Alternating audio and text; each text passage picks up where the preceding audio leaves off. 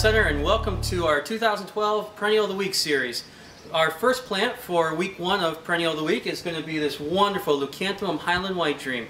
Now, Highland White Dream's really been compared to Shasta Becky, which is a really great Shasta Daisy itself, but Highland White Dream's got a couple qualities about it that make it a little bit different than Becky.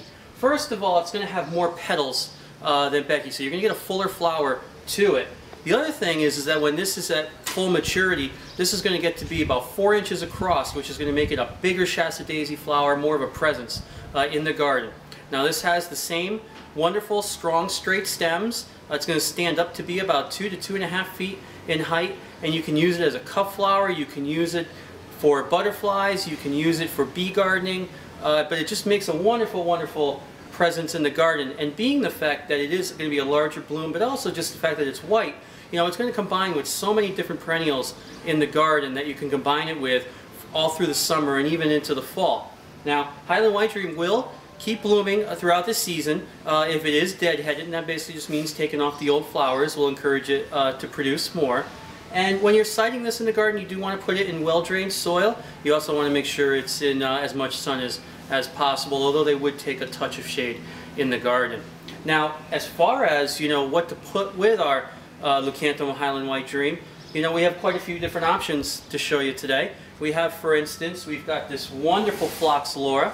Phlox Laura is going to top out around also approximately 2 foot, and it's just got this wonderful, wonderful kind of purplish color to it that has a little bit of hints of white in the center. You can use it as a cut flower. It'll do sun to part shade, but also has a great aroma to it as well. So if you do use it as a cut, you will get this really nice fragrance in the house off of it.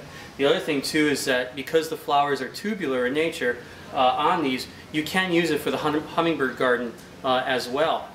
Other possibilities as well would be something like this Helenium Mardi Gras. Now, Helenium Mardi Gras is going to have some great orange, red, yellow shades all in the same flower.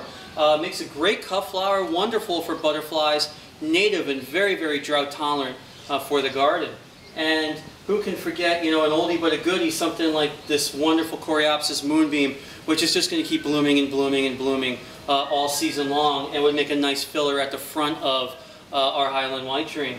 You know, even with shrubs, you can combine a couple different shrubs with Highland White Dream. For instance, this hydrangea, Twist and Shout, which is the first hydrangea that's going to bloom on both the old and the new wood.